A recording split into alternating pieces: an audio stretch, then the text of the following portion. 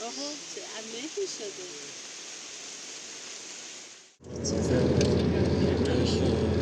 وایسا زیر باران با تودم با تو تنها زیر باران با تودم زیر باران با تو تنها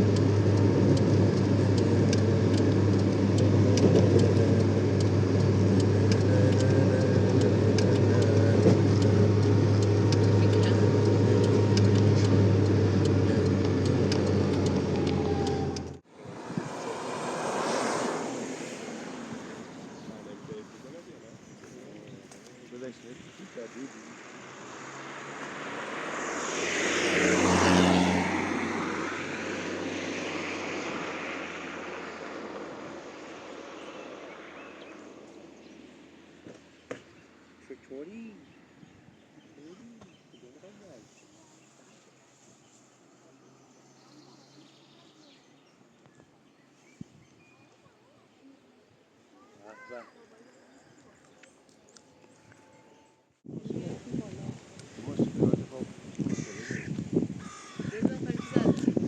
شکمت نیفته اونور نامو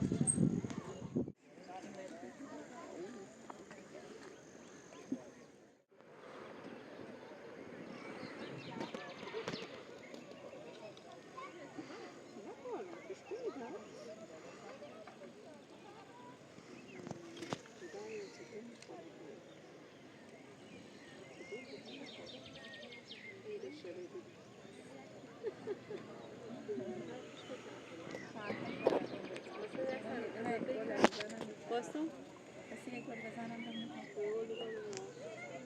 اون کوه هم خیلی قشنگه اون بالا می‌بینی چمن داره اینجوری بلند به بلند.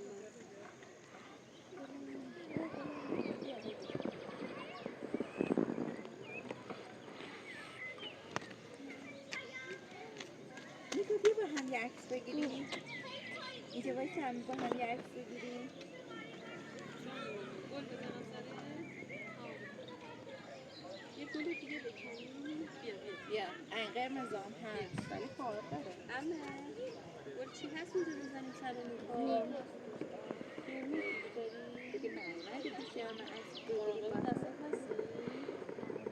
بزنیم یه نیمه. بزنم پایین بزنم. بس شو قمیز. حالا فعلا فقط همین. بزنیم گل زردا رو بزنیم. زردا قشنگ تر میشه. باشه؟ اونجا پروانه بیشتره. چی؟ نیکا